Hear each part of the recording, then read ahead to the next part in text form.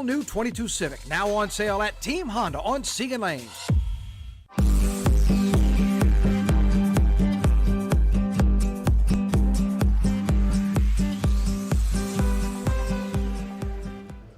Happy Wednesday! Halfway through, huh? I guess. Halfway through. South Louisiana. Through it. Oof. Yeah. I feel like it is a busy Wednesday. It kind of is, and we got a lot to get to for you, and we're not going to waste a whole bunch of your time. I mean, just condense it all in about 10, 12 minutes. But for a lot of folks, as they wake up this morning, they're going to be walking out to the same kind of thing they felt like they've walked out to the last number of days. It may not be overly hot right now, but it's going to be pretty quickly. Yeah, a 6th consecutive day of a heat right? advisory. So if you plan to be out today, even if you have some yard work to do, you just have to spend some time outside, maybe you're working a fundraiser or something like that, make sure you have ice cold water on you. Make sure you're taking breaks because it's going to feel like it's between 103, 108 at least through 7 p.m. today. And then as a kind of a repeat of yesterday, those showers coming in again. Look, we had like flash flooding issues in parts of Baton Rouge yesterday with that. So pay attention to when and where those rains might set up shop, but really certainly for everybody in the viewing area, truly pay attention to that heat. That's why it's best to have the download the WAFB weather app, because our friends in Scotlandville were really struggling yesterday with that flooding. Something else, firefighters have not caught a break. So take a look at this video. This is from the Baton Rouge Fire Department. This is a fire that they fought there on an apartment complex on Violet Street. This is insane. It really is, and it really tells you the job these folks do all the time. You don't get to see this kind of video all the time, but it speaks to what they battle. This is, like you mentioned, Violet Street, so just north of the campus of LSU, if you are familiar with the area.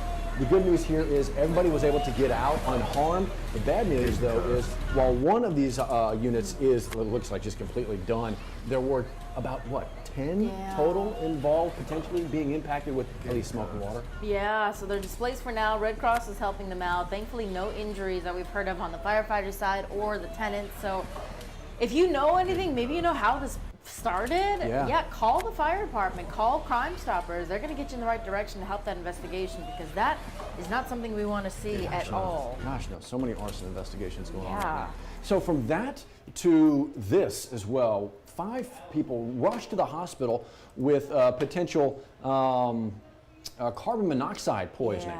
This has been something we've talked about. This is just actually into the newsroom as well. So that fire was just north of LSU. This is just north of Southern University. Yeah, I think Avenue D is Avenue where that D, happened exactly this morning. 5 people taken to the hospital. And what's scary about this is that we're told that a generator was running inside the home, and that's what caused the carbon monoxide poisoning. And so we talk about the warnings all the time, especially during hurricane season, of using a generator. You're never supposed to have it inside, and it's unfortunate to hear that in this situation. So as soon as we find out more, we'll let you know what happened in this case. But 5 people taken to the hospital for carbon monoxide poisoning. It sounds like their ages were like 10 to 42, and they were saying like 3 of the 5 under the age of 15. So we're talking about some young ones here. But again, as you mentioned, updating constantly on the air, the website, the 9 News app as well. Something else going on today, we got the opioid crisis. We've talked about this, right? Yes. We've mentioned this very often. The numbers in Louisiana are pretty staggering when you count in like year to date. And something happening today, the governor trying to put a focus on it. That's it. In 2018, Louisiana topped a list of opioid deaths. Man, what? Yeah, and it's scary to think it's strong medicine, right? Strong pain pills that people are getting their hands on. So at 2 p.m. today, on the steps of the Capitol, weather barring, weather permitting, they're supposed to hold an announcement to talk about what they're going to do, because today has been declared Louisiana's Opioid Day. Of course, exactly right. And so it is really all about reinforcing the reality of the situation right now, and then letting folks know again the resources that are out there to help curb this and really kind of focus in, because it has taken over, and the numbers are quite staggering. But again, we'll let folks know what comes from that. That's it. Something else happening today. We are also keeping our eyes on an emergency rental assistance program. Right. So this program, the federal program, extends this weekend, and so with that, well, a lot of people might be wondering, how am I going to pay my rent? How am I going to keep this roof over my family for my kids?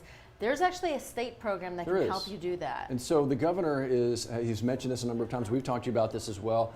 Certain, different parishes have parish programs like this, but this is the Louisiana Rental Assistance Program. So when this national program runs out, Last day is going to be this week. It's going to be Saturday, right? It's the end of July. When this runs out, where do you turn?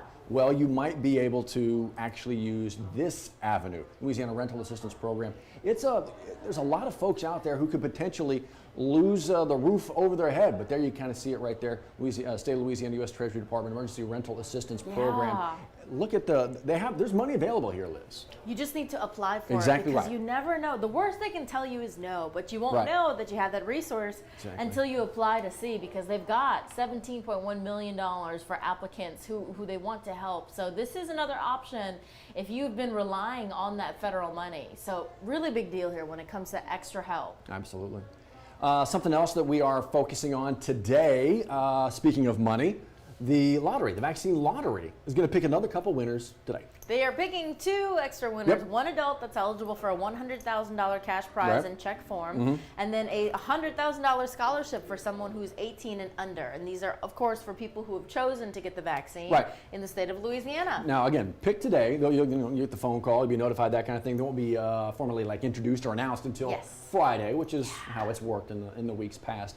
But we're getting closer to that big $1 million. I know, right? Yeah. So yeah, you still have a chance to register for that, of course. But this one, the drawing is today. You've missed out on today's if you haven't gotten the shot and registered. But we'll let you know as we get towards that Friday. Who they might be.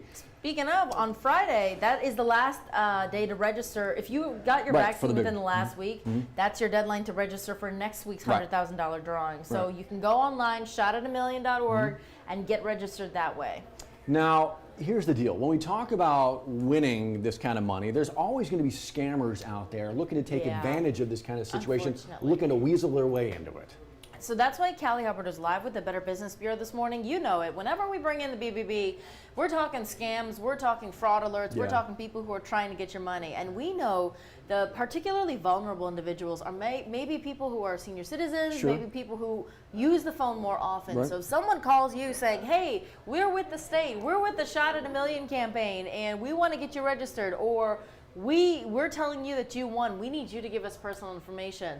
You have to be skeptical about all of those kinds of calls. I wish you didn't have to put your guard up like that so often for these kinds of things, but everything that Liz just mentioned there needs to be a red flag, because the state is not going to call you and register you for this. You have to register yourself. We've talked about this. And of course, they're never going to call up and be like, hey, we need some bank account information so we can get you going in the right direction so we can deposit this when if and when you... All of that stuff should just pop off in your head. All that stuff, we're going to help, we're going to register for you. We just need a little bit more of your personal information. Red flags, all kinds of red flags should be going off. So if you have anything like that, if that happens to you, you know what, you can notify the BBB as well. They always want to know what's going on in our community, take account of what's going on, so we have a kind of a record of what's going on. So it's good to be a part of helping the community when something like this is going on. Just make sure you're watching out for yourself.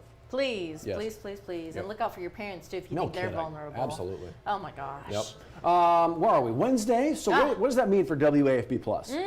That means Jacques Talk. Exactly right. So obviously WAFB Plus, you can find us on Roku, Fire, Apple TV, YouTube's, all the fun stuff. Yeah. There it is, way down there. Hey. Well, I may need you to tap it. If it does that, well, it's thinking. It's thinking. I'm thinking. There it is. So, yeah, Jacques Talk coming at you at 1 o'clock this afternoon. You're in that, we talked about before, we're kind of in that lull, right before a football season explodes, that kind of thing, after baseball and basketball and that lull. What that creates is an opportunity for somebody like Jacques to get in deep with some great conversations, and he always brings it for Jacques Talk. So today it'll be 1 p.m. It'll be a surprise guest, and it's always a good conversation. It is. So I'm curious to see who's going to be his guest of honor today. Yeah, so all that's coming up. And again, you can find us here every morning, WAFB Plus with 9 News Now at 9:15. Just kind of a quick little synopsis of the main stories that you are waking up to and going to be talking about as you go through your day. And again, the top story today, the heat. Entering that 6th day of a heat advisory. So please be cool, please be safe. In the meantime, come back and join us at 9 News at noon, and we will see you at 9:15 on a Thursday. Have a good day. Bye, y'all.